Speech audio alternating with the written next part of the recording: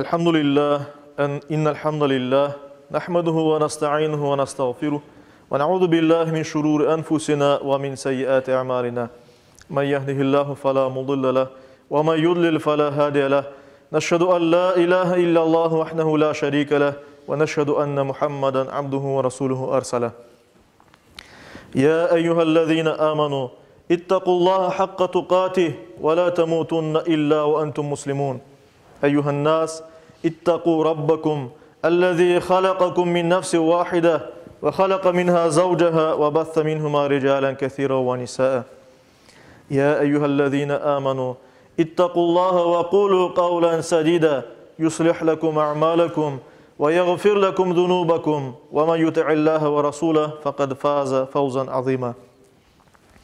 Eyyühen nas قال الله تبارك وتعالى في كتابه الكريم أعوذ بالله من الشيطان الرجيم بسم الله الرحمن الرحيم الله الذي خلقكم من ضعف ثم جعل من بعد ضعف قوة ثم جعل من بعد قوة ضعفا وشيبة يخلق ما يشاء وهو العليم القدير صدق الله ربنا الأعلى.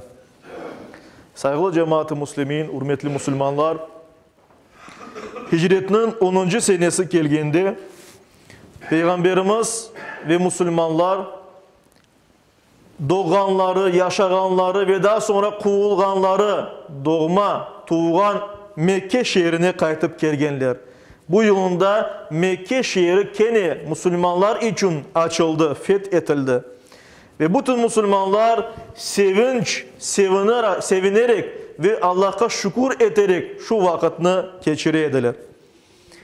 Peygamberimizin can yoldaşı, en yakın arkadaşı Hazreti Ebu Bekir de Mekke'ye gelir gelmez aman doğru babasının evine gitti. Babası Ebu Kuhafe o vakit bayağı yaşta, işte üstü başı böyle çal olgan, endi çalangan, saçları ağargan, sakalı ağargan, ozu da endi bayağı kartaygan bir kimseydi, gözleri de yaş görmeydi.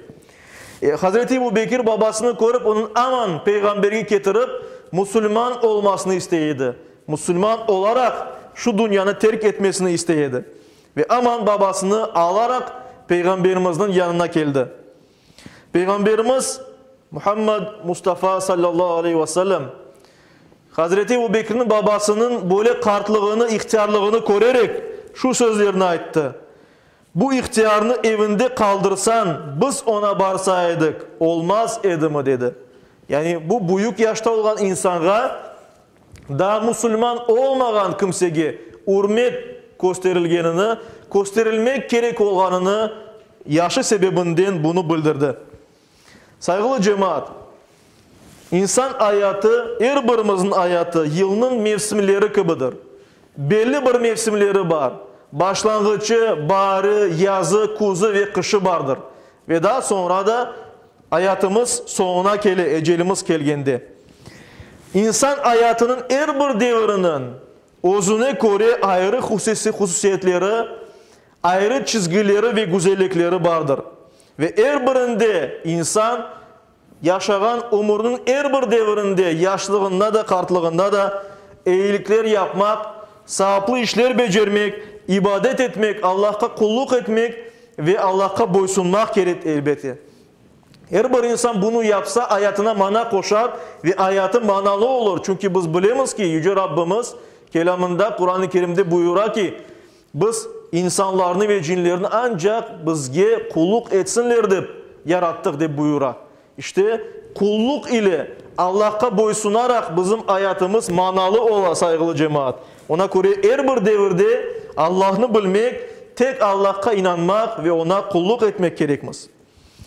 İnsan yaşayışının son kısmı ise kartlık, insanın ruhu en yüksek dereceye erişebilgen ve bir Müslüman pişkin mümin olabilgen kıymetli vakittir. Ve bu vakitin kıymetli olması için, olabilmesi için gayret gösterilmek gerek elbet. Ve ona göre de bir insan hayatı boyunca Allah'a kulluk ederek, dinimiz boyunca yaşamaya tırışkan olsa, gayret etkin olsa elbette ki onun kartlığına doğru ruhu daha da yüksek derecelerge gelir ve daha da pişkin Müslüman olması mümkündür. Saygılı cemaat, hürmetli Müslümanlar, kartlarımız milli ve manevi değerlerimizdir. Milli ve manevi değerlerimizni ifade eteler. Onlar geçmişini ve gelecekini birbirine bağlayan köprüler gibidir. Kartlarımız yuvalarımızın dayanağı, bereket menbasıdır. Peygamberimiz buyurganı gibi bereket kartlarla beraber geledi buyurağız hadisinde. Onu biz vaazımızda andık. Kart kişilerimiz, ağargan saçları, bukülgen belleri millet için rahmet ve mağfiret sebebidir.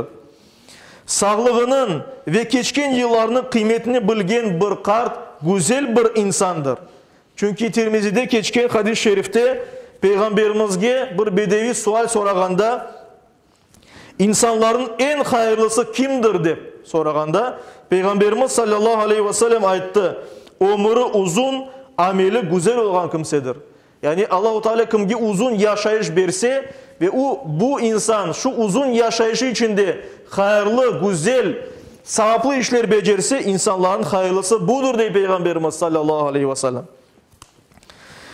Ve elbette ki bu dünyada dikkatimizge, sevgimizge, yardımımızga en çok muhtaç ve ya da en çok hak etken kimseler bu bizim ana ve babamızdır. Tirmizi'de geçken hadiste Peygamberimiz sallallahu aleyhi ve sellem böyle buyurdu. Rabbinin razılığı ana babanın razılığıdır. Açıvı da ana babanın açıvıdır. Ne için? Çünkü ana babamız bizlerini ayakta tursattı, bizge ayat verdi, ayatka tursattı. Çok zahmet ederek bizlerini şu dünya, imtihan dünyasına hazırladı. Ve ona göre de biz onların aklarını hiçbir vakit ödep olamazmız. Ve ana babamız için kaygırmak gerekmiz, yardım etmek gerekmiz, hizmet etmek gerekmiz ve daha da ziyade onlar artık büyük yaşka gelgenden son, kartaygandan son. Onların yanlarında olmak, ihtiyaçlarını karşılamak ve onların hayırlı dualarını almak, bütün bunlar Allah'ın razılığına alıp bargan ameller, işlerdir. Ana babanı yardımsız kaldırmak ise büyük vefasızlık. Yani o kadar yapılgan iyilikki hıyanetliktir. Ve biz ayet-i kerimede buyurulganı gibi anamız, babamız ya da her ikisi kartayıp eğer de onlar kartaygan olsa razılığını kazanıp olamağanımız için cennetke kırıp olamagan bir insan için Peygamberimiz sallallahu aleyhi ve sellem yaramay böyle ifade kullandı, burnu yerde sürtünsün deyip ayıttı. Yani burada bir insan anasına bakarak, babasına ya da her ikisine bakarak cennetini kazanması pek kolaydır deyip buyurula şu hadis-i şerifte.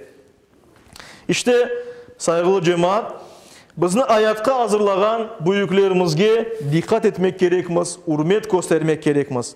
Hayatlarını kolaylaştırmak ve tecrübelerinden faydalanmak, tırışmak gerekmez. Bütün bunlar üstümüzde düşen vazifelerdir. Kartlarga hürmet etmek ömrümüzge bereket getirir. Hatırlayık ki hürmet etken bir kimsege hürmet etilmekte. Peygamberimiz sallallahu aleyhi ve sellem buyurganı gibi bir genç kart bir kimsege yaşından sebep hürmet etse Allah da ona yaşlılığında özüne hürmet edecek birini hazırlar. Biz hürmet etsek bizge de kartaygandan son hürmet etilir inşallah. İşte saygılı cemaat, aziz Müslümanlar, Yüce Rabbimiz her birimizge hürmet etken, büyüklerimizge hürmet etken kimselerden olmağa ve bizge de hürmet etilgen kimseler olmağa nasip eylesin. Her birimizge Müslüman olarak yaşamağa, Müslüman olarak son nefesini vermeye nasip eylesin. Camilerimizni yaşatmak, müesseselerimizni ayakta tutmak, din için hizmet etmek, Allah için hayırlı işler becermek nasip eylesin. Ve şu günlerde ortalıkta olan yukucu hastalıkının ve diğer hastalıklarının tez vakitte aradan çıkmasını, hasta olanlara şifa tapmalarını Yüce Rabbimiz nasip eylesin. Amin. Bi rahmetike ya erhamer rahimin ve selamun aleyhi murselin. Velhamdülillahi rabbil alemin. Barakallahu.